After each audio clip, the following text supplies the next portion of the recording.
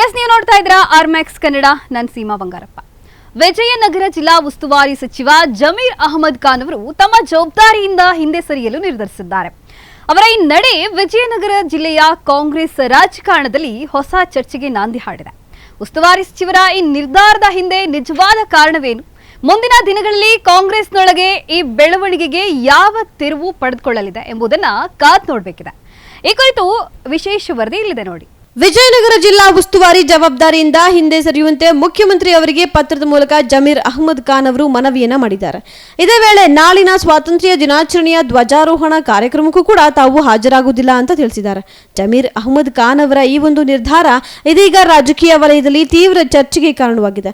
ವಿಶೇಷವಾಗಿ ಶಾಸಕ HR ಗವಿಯಪ್ಪ ಹಾಗೂ ಜಮೀರ್ ಅಹಮದ್ ಖಾನ್ ನಡುವಿನ ಮುಸುಕಿನ ಗುದ್ದಾಟವೇ ಈ ಒಂದು ಬೆಳವಣಿಗೆಗೆ ಕಾರಣವಾಗಿರಬಹುದು ಅನ್ನುವಂತಹ ಚರ್ಚೆ ಕ್ಷೇತ್ರದಲ್ಲಿ ಕೇಳಿಬರ್ತಾ ಇದೆ. ಆದರೆ ಜಮೀರ್ ಅಹಮದ್ ಖಾನ್ ಅವರು ಉಸ್ತುವಾರಿ ಜವಾಬ್ದಾರಿಯಿಂದ ಹಿಂದೆ ಸರಿಯಲು ನಿಖರ ಕಾರಣವೇನು ಅನ್ನೋದು ಇನ್ನೂ ಸ್ಪಷ್ಟವಾಗಿಲ್ಲ.